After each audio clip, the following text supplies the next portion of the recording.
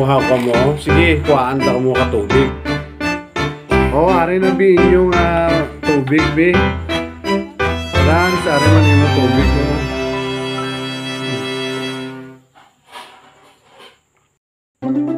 Go. Tito John Art, dinalin ang tubig taman. So diin nga alin ang aton nga tubig.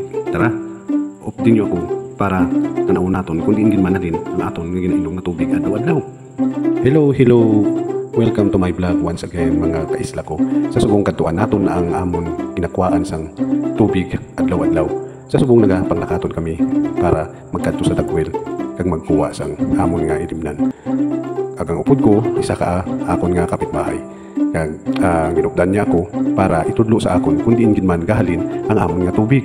Ginpamangkot ko man siya kung ini bala ang tubig nga ini malimpyo gid man o hindi. Pero ang hambal sa akon, ang ini nga tubig sang sadto pa nga mga panahon dili na ginakuhaan sang tubig kag ginahimo nga ilimnan.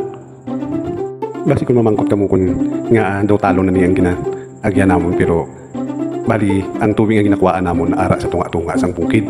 Bali bukal ina siya nga gin-develop lang sang amon nga kapitan kag mga volunteer nga pumuluyo. Daw halos tanan nga mga tawo diri nagasag-og. Bali tanan nga mga pumuluyo diri sa isla sang Barangay Makatunaw diri gid nagakuha sang tubig kay bal-an namon ang tubig nga ini malimpyo kaayo kag isa pa fresh nga halin gid sa bukal sang duta nga ini. Ari na nagapaabot na kami sa tangke sang tubig nga ginastakan sang tubig adlaw-adlaw. Sa una nga bungad pa lang makita mo isa ka tangke nga ini nga tubig ginahimo pangugasan, paliguan, panglaba, kag initanan nagadiretso ina sa kada purok sang Barangay Makatunaw. Safe man sa himnon kaso lang gastak lang galing ang tubig dira. Amo na nga ginhimuan na lang sang isa ka hose nga direct mismo sa bukal sang tubig ang hose nga ini nga gina sa kuban sang ilimnan. Kag makita nyo ginahugasan kag ginasudlan dayon direct sa amon nga jug kung makita nyo ina. Aton man karon katuan ang balon nga ginhimo nanda para sa safe nga drinking water. Katuan akong dugay-dugay amo na ni amo nang tubuya kag ipakita ko sa inyo kung sa diin ang bukal nga tubig nga ginaimnan namon. Amo na siya. Baligin siminto na lang kag ginhimuan sa tamburong kag gintabunan dayon. Bali ginsil gid ina siya kaayo sa nakita nyo na ginsiminto gid ina from sa idalom hasta gid sa babaw nga hindi masudlan sang kun ano nga mga sapat o kun masudlan sang iban nga kag mga gagmay nga mga insekto nga pwede masulod sa balon nga ini kun hindi sealed kaayo.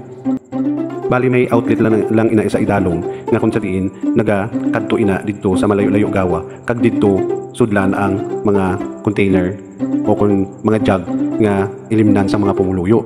Sa nakita nyo na dali na lang napuno na ang duwa para inog-transport ina pakadto sa amon nga balay.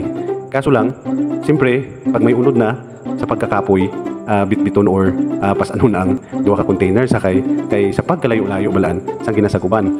Bali nagabayad lang ako sang per container 20 pesos kada isa. Sa duwa nga ina 40 pesos kag makalabot na ina sa balay. Pero kung ako inyo nga pamangkuton hindi ko niya kaya nga akong magsagog nga isahanon sini kay masakit sa abaga. Kag kalayo pa nga daadi mo lakton sang pagsagop sang duha ka container bukod sa malayo mabatuhon pa ang ginaagyan mo. Kita mo sang nakita mo tamaan kalayo ang ginalaktan sang nagasagop. So amo na lang mahimo ko kundi mabayad ako sang per container na lang.